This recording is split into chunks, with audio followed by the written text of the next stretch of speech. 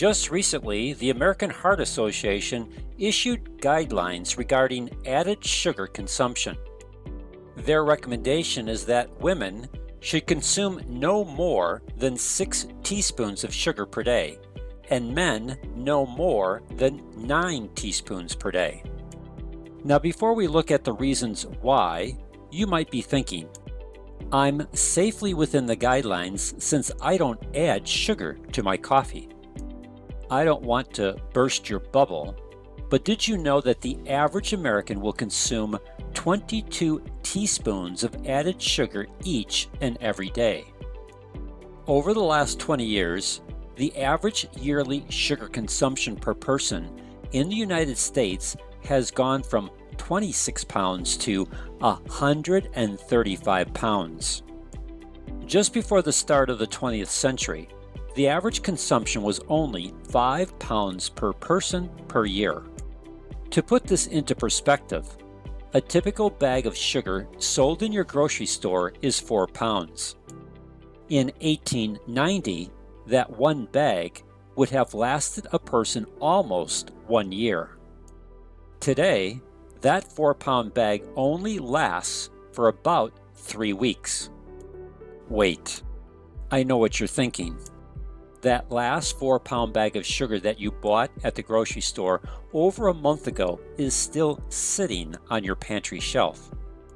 There is no way that you're consuming all this sweet stuff, right? Wrong. What you're forgetting to count are all the highly refined sugars in the foods you eat and drink.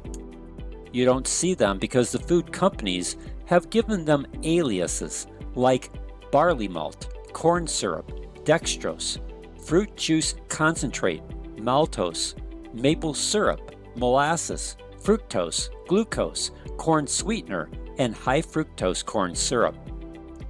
Hi, this video is from Dan Hammer Health.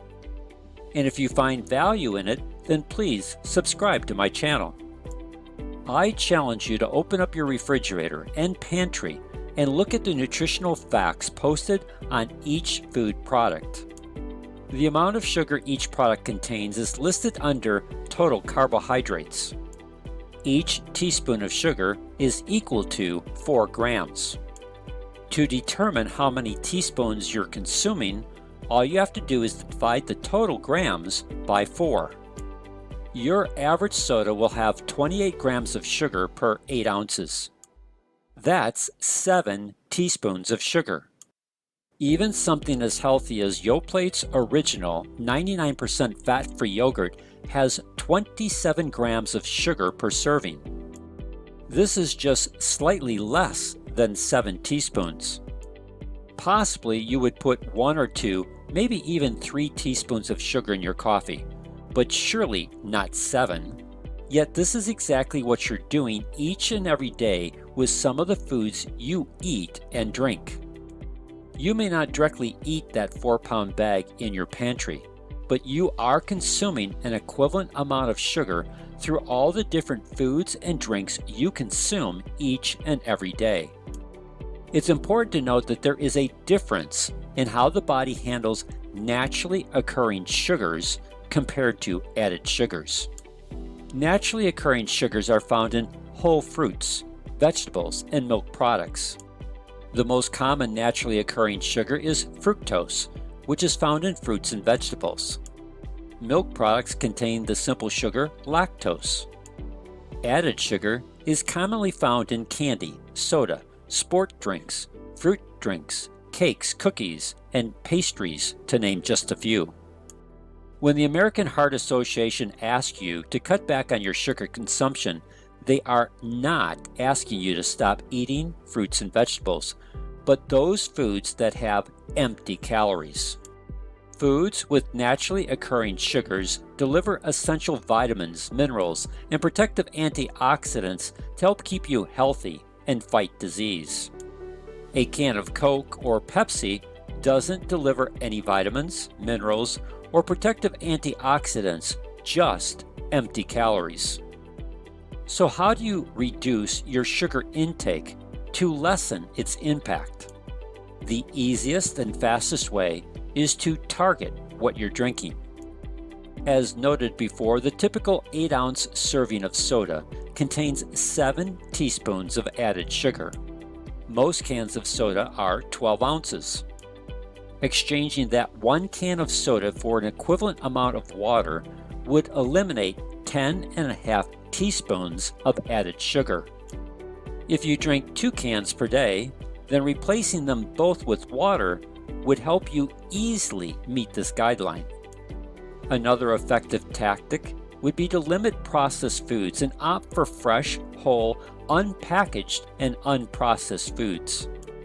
For example, I used to eat Yoplait original 99% fat-free yogurt, but when I realized that each 6-ounce container had almost 7 teaspoons of sugar, most of which is from high fructose corn syrup, I switched to fruit and whole grain snacks.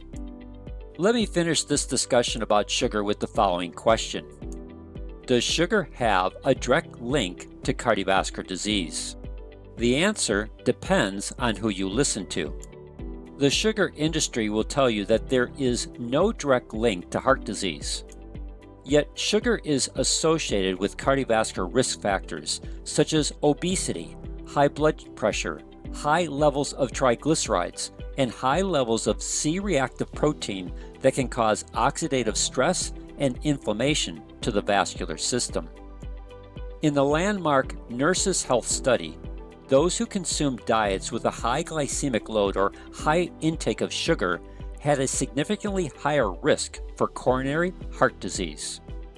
Additionally, there are a number of studies that link dietary sugar with adverse changes in lipoproteins. One such study, the Coronary Artery Risk Development in Young Adults, shows a consistent inverse association between added sugar intake and HDL cholesterol.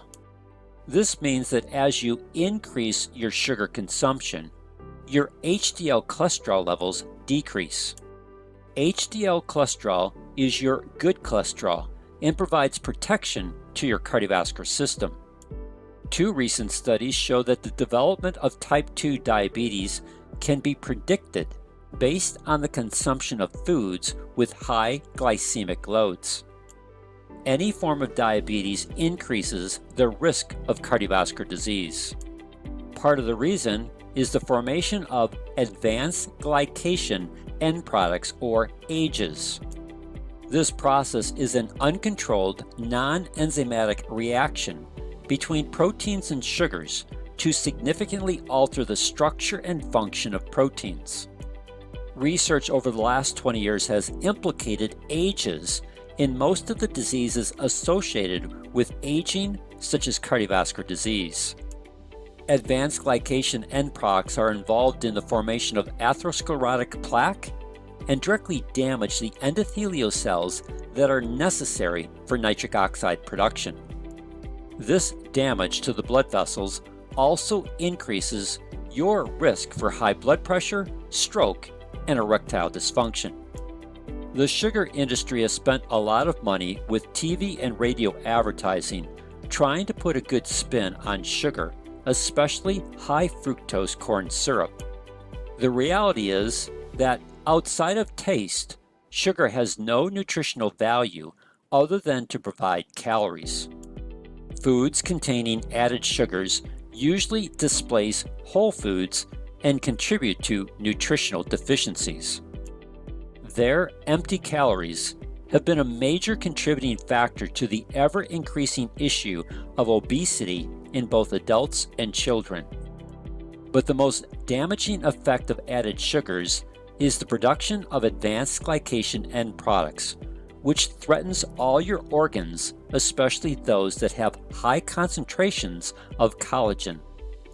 Collagen accounts for approximately 1/3 of your body's total protein. It is found in skin, muscles, organs, and vascular structures, and provides elasticity and cohesion to these structures. When properly controlled, proteins and sugars can interact without causing damage to the body. But this control is lost when added sugars make up a significant portion of your diet. If you would like to get more videos on how to improve your health, then please subscribe to my channel. If you have questions or need to contact me, then here is my contact information. Thanks for watching, and please share this video with others. Together, we can make a major difference in the health of our family and friends.